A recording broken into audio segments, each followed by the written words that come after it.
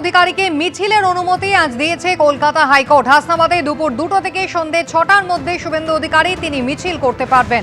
কথা বলবো আমাদের প্রতিনিধি সৌভিক মজুমদারের সঙ্গে। সৌভিক, পুলিশের বাধা পেয়ে শেষ পর্যন্ত ফের একবার আদালতের দ্বারস্থ হতে হয়েছিল বিরোধী দলনেতাকে, কি নির্দেশ কলকাতা হাইকোর্টের?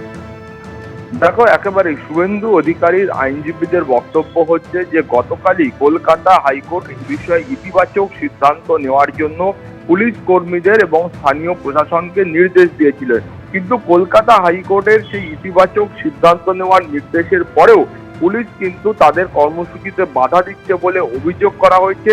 এবং এই অভিযোগের প্রেক্ষিতে যখন আজকে কলকাতা হাইকোর্টে আবারও এই মামলার শুনানি হয়, সেই সময় মাননীয় বিচারপতি কৃষ্ণা রাও তিনি নির্দেশ দিয়েছেন যে আজকে দুপুর 2টো থেকে সন্ধ্যে 6টা পর্যন্ত শুভেন্দু অধিকারী তিনি এই মিছিল বা কর্মসূচি করতে পারবেন এবং শান্তিপূর্ণভাবে এই মিছিল করতে হবে সেই নির্দেশ দিয়েছেন। তার পাশাপাশি যারা ভারপ্রাপ্ত পুলিশ আধিকারিক রয়েছেন সংশ্লিষ্ট থানার, তাদের আগামী সোমবার কলকাতা হাইকোর্টে উপস্থিত হতে হবে এবং উপস্থিত হয়ে বলতে হবে তারা যে সিদ্ধান্ত গ্রহণ করেছেন সেই সিদ্ধান্ত গ্রহণ করার পেছনে কি কারণ রয়েছে বা সেই সিদ্ধান্তের যৌক্তিকতা কি রয়েছে সেই সম্পর্কে আদালতকে অবগত করতে হবে। এই নির্দেশের মাধ্যমেই তিনি কিন্তু শুভেন্দু অধিকারীকে আজকে হাসনাবাদে দুপুর 2টো থেকে সন্ধ্যে 6টা পর্যন্ত মিছিল করার অনুমতি দিয়েছেন। কুসুমিতা। সৌভিক, ধন্যবাদ। বছর ঘুরলেই পশ্চিমবঙ্গে বিধানসভা নির্বাচন, আর আগামীকাল নদিয়ার তাহিরপুরে সভা করবেন প্রধানমন্ত্রী। পরিবর্তন সংকল্প সভা এবং তারপরে কিন্তু প্রধানমন্ত্রী তিনি জনসভা করবেন এই রানাঘাট লোকসভা কেন্দ্রের অন্তর্গত নদিয়ার তাহিরপুরে। সরাসরি আপনাদের সভাস্থলে নিয়ে যাব, আমাদের প্রতিনিধি শিবাশিস মৌলিক রয়েছেন আমাদের সঙ্গে। শিবাশিস, একেবারে মতুয়া অধ্যুষিত এই তাহিরপুর এবং সেখানে আসছেন প্রধানমন্ত্রী, মতুয়াদের জন্য কি কোনো পূর্ব ঘোষণা মতো কিছু থাকতে পারে, উপহারের ঝুলি কি থাকতে পারে? দেখো কুসুমিতা, শুরুতেই তোমায় বলে রাখি যে যেহেতু চতুর্থ পরিবর্তন সংকল্প সভার জন্য নরেন্দ্র মোদীর এই জনসভার জন্য বেছে নেওয়া হয়েছে নদিয়ার তাহিরপুর, যা রানাঘাট লোকসভার অন্তর্গত, ফলে স্বাভাবিকভাবেই কিন্তু মতুয়াদের মধ্যে একটা আশা বাড়ছে যে আগামীকাল প্রধানমন্ত্রী এসআইআর আবহে তিনি যেহেতু আসছেন, সেই সময় দাঁড়িয়ে যে সময় মতুয়া গড়ে কার্যত লক্ষাধিক মানুষের তাদের ভোটাধিকার প্রশ্নের মুখে পড়ে গিয়েছে, সেই সময় দাঁড়িয়ে মতুয়াদের কোনো বার্তা তিনি দেবেন কিনা সেদিকে তাকিয়ে রয়েছে মতুয়া সম্প্রদায়ের মানুষরা। কারণ এই মতুয়াদের ওপর ভর করেই কিন্তু 2019-2024 পরপর 2 বছর কিন্তু 2টি লোকসভা আসন, মূলত রানাঘাট এবং বনগাঁয় বিজেপি জয়ের পেছনে ছিল মতুয়ারাই। এখন যে ছবি আমরা সরাসরি তুলে ধরছি, নদিয়ার তাহিরপুরে চতুর্থ পরিবর্তন সংকল্প সভা করতে আসছেন আগামীকাল প্রধানমন্ত্রী নরেন্দ্র মোদী। শুক্রবার সেখানে শেষ মুহূর্তের প্রস্তুতি চলছে, জোর কদমে কাজ চলছে, নিরাপত্তার দিক খতিয়ে দেখা হচ্ছে। অন্যদিকে যে বিভিন্নভাবে যে ডেকোরেশনের দিকগুলো রয়েছে তা কিন্তু সেই দিকেও কাজ চলছে।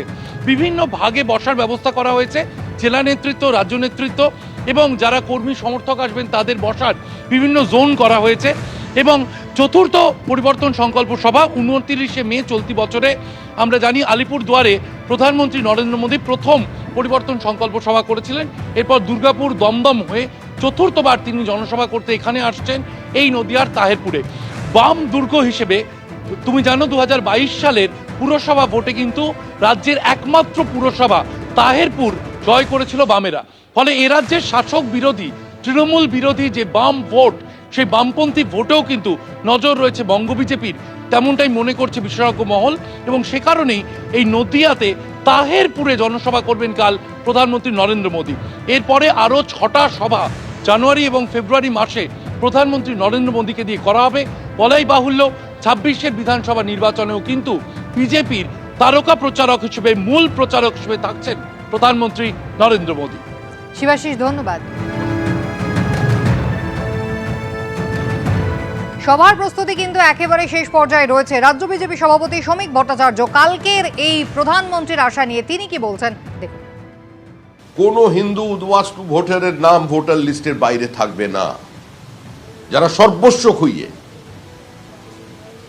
নিজেদের সম্ভ্রম বাঁচানোর জন্য, জীবন জীবিকা রক্ষা করবার জন্য আজকে এখানে চলে এসেছেন, এই মাটির ওপর আমাদের মতো তাদের অধিকার আছে। যে প্রতিশ্রুতি মহাত্মা গান্ধী দিয়েছিলেন সেই প্রতিশ্রুতি কংগ্রেস রক্ষা করতে পারেনি। কংগ্রেস গান্ধীজিকে গ্রহণ করেছে কিন্তু অবলম্বন করেনি। গান্ধীজির স্বপ্নকে যিনি বাস্তবায়িত করছেন তার নাম নরেন্দ্র মোদী। মতুয়াদের দীর্ঘদিনের দাবি, নমশূদ্রদের দাবি, সমস্ত উদ্বাস্তু সংগঠনের যে দাবি, নাগরিকত্বের দাবি, সেই সিএ দিয়ে দাবি পূরণ করা হয়েছে।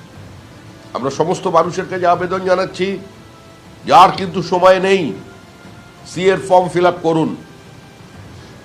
যারা দুহাত তুলে নাচছেন যে সিএ এসআইআর দিয়ে কেউ কিছু করতে পারবে না, মাত্র 60 লক্ষ লোকের নাম বাদ গেছে, সংখ্যাটা বড় বিষয় নয়।